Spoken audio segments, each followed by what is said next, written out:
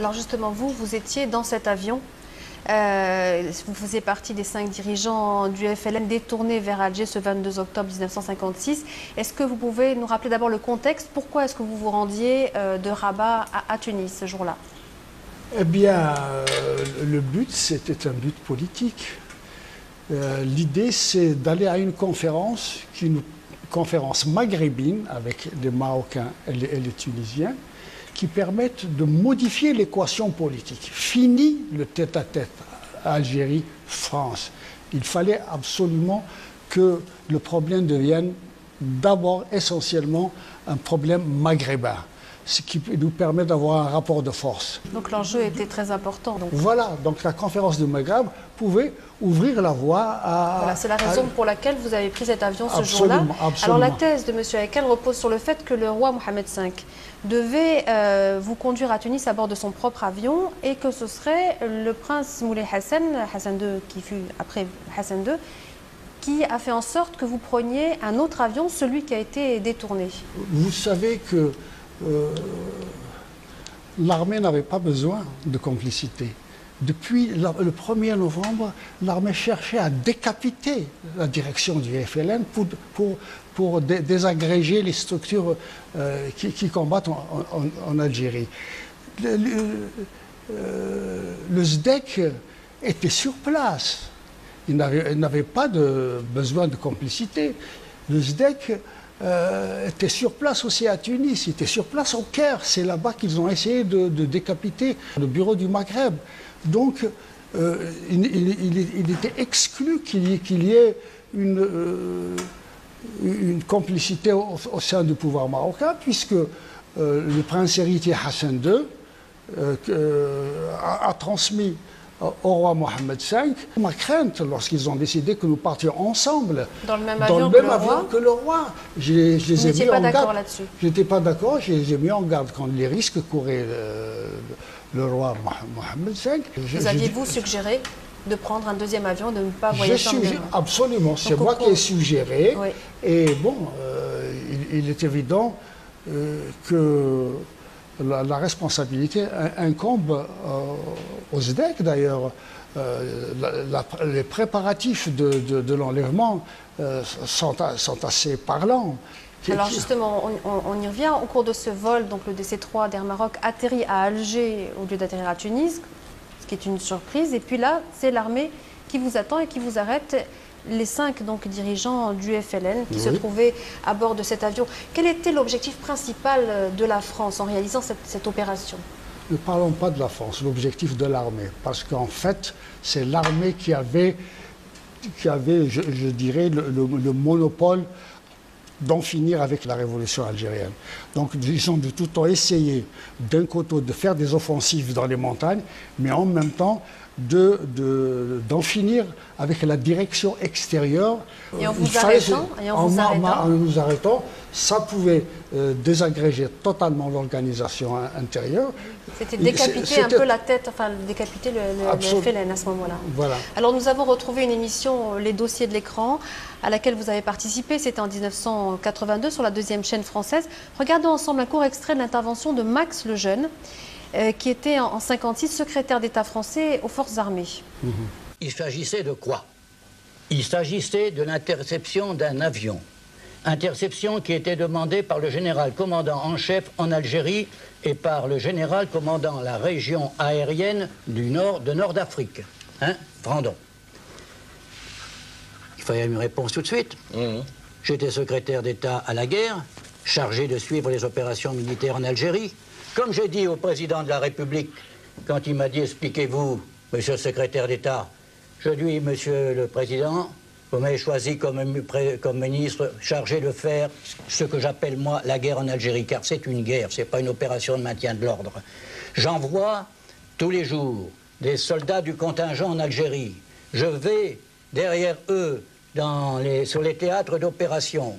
Je les décore de la médaille militaire en votre nom quand ils sont sur une civière étendue, inerte. Et vous auriez accepté que je laisse, moi, passer cet avion alors que les militaires ont réclamé l'arraisonnement. Je dis que n'importe quel ministre n'aurait pas pu donner un autre ordre que celui que j'ai donné.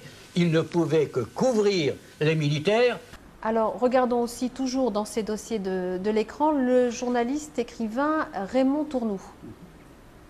Le général Frandon, commandant la 5e région aérienne, qui a joué un rôle capital, beaucoup plus que l'armée de terre dans cette affaire, qui nous avons porté un coup terrible à la rébellion.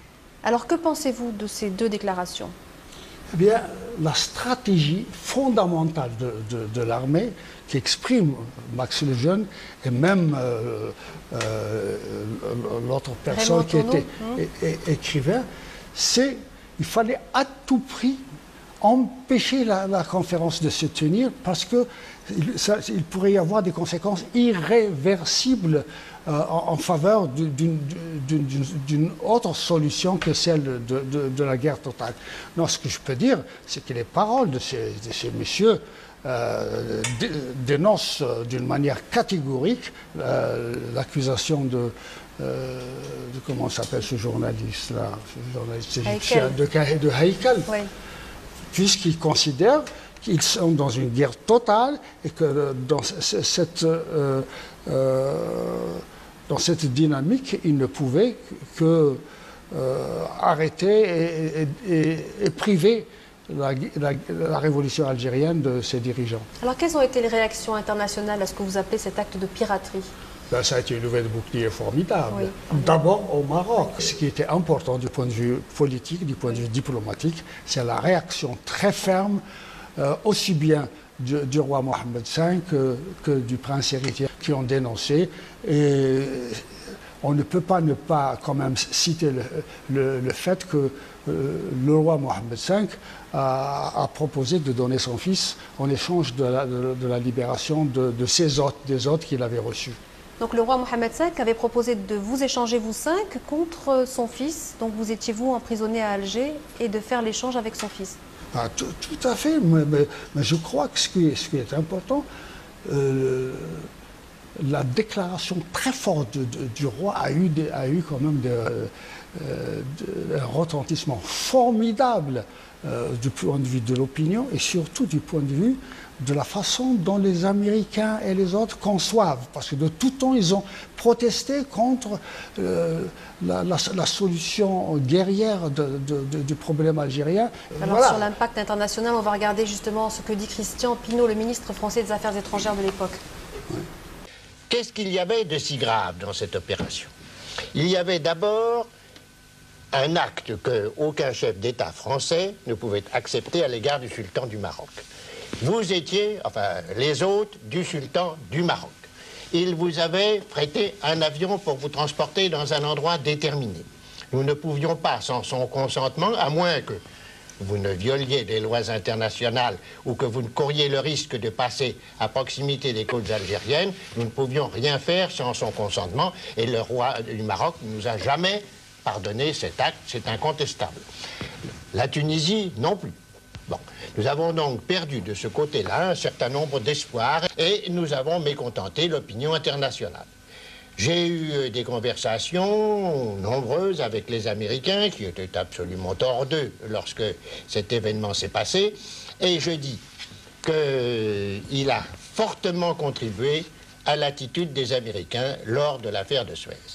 Dans ce fameux DC3 détourné, vous avez longuement parlé avec une journaliste, Ève Paré-Deschamps. Vous vous souvenez de ce que vous lui avez dit? Je me suis confié en disant maintenant l'affaire de l'indépendance de l'Algérie, ce n'est plus le monopole des Algériens, c'est le Maghreb. C'est une nouvelle stratégie. Pas une stratégie qui va faire basculer le Maghreb dans la guerre, mais on était persuadé que le rapport de force changerait. Vous voyez, le général de Gaulle sait très bien pourquoi il en est venu à mettre fin à la guerre. C'est parce que du point de vue international, du point de vue militaire, les choses risquaient d'y aller. Les Français avaient peur de perdre aussi la monarchie marocaine. Vous lui avez aussi transmis quelque chose au moment où vous avez été arrêté, je crois, cette journaliste? Oui, vous avez raison. Je me suis fié à elle, Oui. je lui ai donné le document des résolutions de la Soumane. Et puis il y avait aussi, je devais faire venir un bateau d'armement des États-Unis au Maroc. Et c'est le prince héritier, Moulay Hassan, auquel je me suis adressé, qui m'a dit, je vous donne la licence, je vous autorise à faire ça. Alors cette fois, c'est vous qu'on va retrouver. C'était donc en 1982 dans cette émission Les dossiers de l'écran. Le Maroc n'était pas du tout, n'est-ce pas, mêlé à cette affaire. Que le SDEC ait des contacts à titre personnel, mais je crois qu'on ne peut pas douter de la bonne foi de Sa Majesté. Ceci dit, je pense que le SDEC n'avait pas besoin de complicité à l'échelon politique. Le SDEC s'était implanté non seulement au Maroc, mais en Tunisie et au Caire. Ce qu'on oublie dans la tentative de nous dérouter, c'est le fait que de tout temps, le SDEC, c'est-à-dire l'armée, a visé à décapiter la rébellion. De tout temps, la cible a été les leaders. Alors vous avez aussi beaucoup parlé à cette journaliste de la place qu'occupait le Maghreb dans votre combat pour la libération de l'Algérie. On va écouter pendant un court instant Ève Paré-les-Champs. Il y avait une atmosphère extraordinaire d'espoir. Vraiment, ce voyage à Tunis, cette conférence, pour nous tous, ouvrait la porte aux négociations. C'est ce qu'a dit M. Haït-Hamed. Ah oui, là, absolument, je suis tout à fait d'accord. Tout à fait d'accord. M. Haït-Hamed se souvient de l'atmosphère qu'il y avait à ce moment-là. Et vraiment, nous attendions beaucoup. Et en France aussi, on attendait beaucoup, je sais, de cette conférence. Le Maroc avait besoin de cette conférence, avait besoin de la paix. La Tunisie avait besoin de la paix. Ils étaient prêts à tout faire, ils l'avaient montré. Les Algériens étaient prêts à négocier.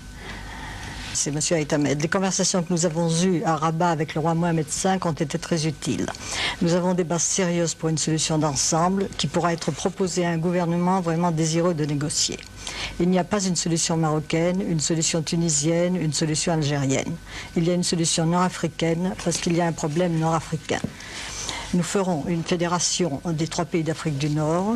Oui, nous voudrions faire une fédération des 3 pays d'Afrique du Nord et après conclure avec la France une alliance étroite.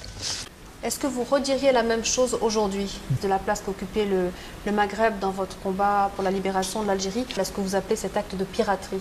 Bien évidemment, bien évidemment. Vous savez, on ne peut pas tromper tout le monde et tout le temps. Et ce qui est important, c'est de remettre au peuple et aux individus le destin du Maghreb. Merci beaucoup d'avoir été notre invité aujourd'hui. Nous étions à l'Institut du monde arabe. Restez sur Média Instat, la suite des programmes dans quelques instants.